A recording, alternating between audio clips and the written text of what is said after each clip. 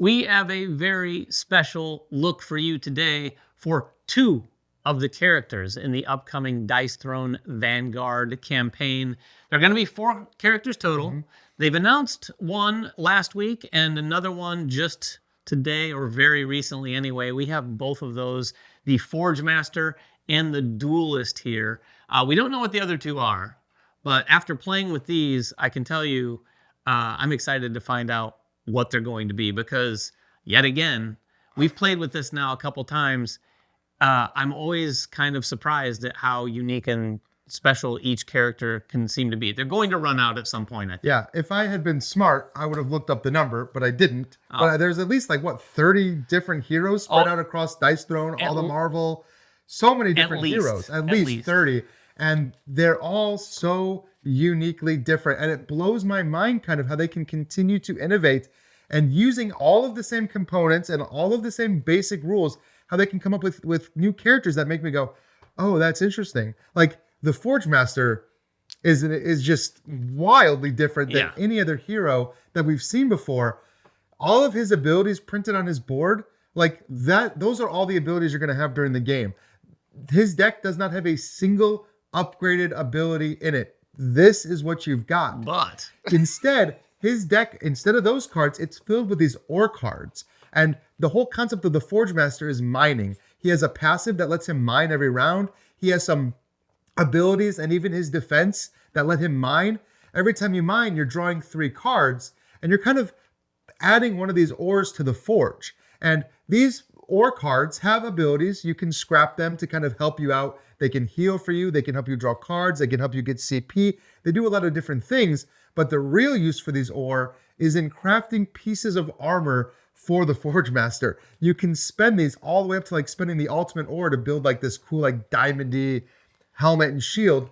With each piece of armor that you put on him, he gains some abilities that prevent damage and do damage back to your opponent when they attack you. So you're not building up his tableau, you're building up his armor through helmets and shields to a point where you're doing 3 damage back with every attack and preventing 2 damage from every attack too, which that doesn't seem like a lot, but he even has a defensive role that doubles that. Yeah, so you could be potentially doing 6 damage back just from being attacked.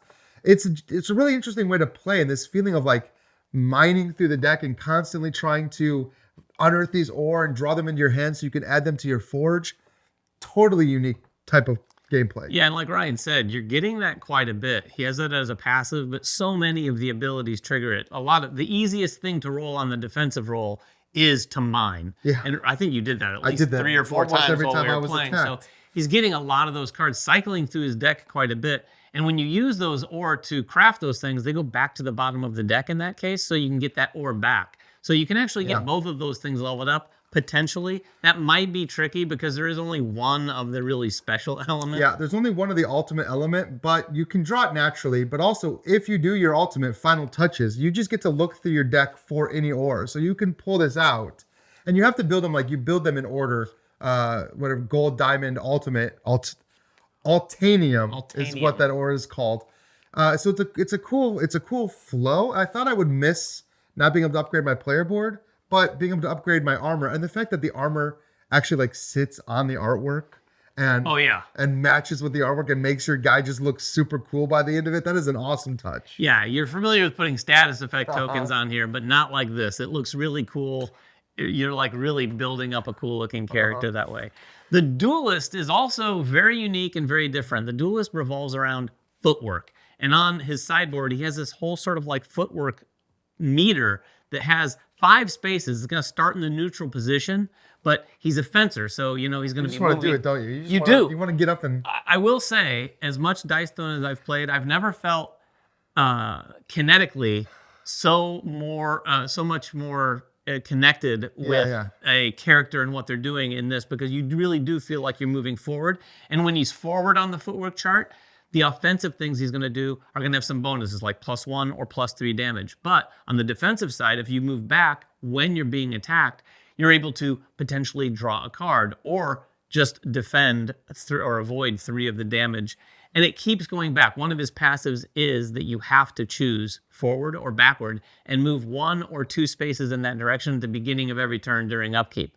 But He has a lot of cards that will affect that. He has a lot of abilities that have it innate in that. So again, you do like a feint attack and you may move one step forward. So even in the middle of attack, you're like, oh, I moved up to the +3 and boom. And then you're doing, it's just that feint only does 2 undefendable, but +3, 5 undefendable is not bad. It's not too shabby. Not at all. And the fact that the duelist has a lot of undefendable attacks, and he has the ability to make some of his attacks undefendable. And then if you know the rules, that +3 damage, if the attack is undefendable, that 3 damage is undefendable. So you were doing some attacks that were like 11 undefendable damage, like consistently, which is tough. Yeah, it is a really cool mechanic moving back and forth. Like I said, I can't stress enough how thematic it feels while you're playing, because it really kind of leans into everything. No this pun too, intended. the Forgemaster too, literally digging through that. Like, feels very tactile, very thematic. Well, definitely very thematic. He is kind of a big tank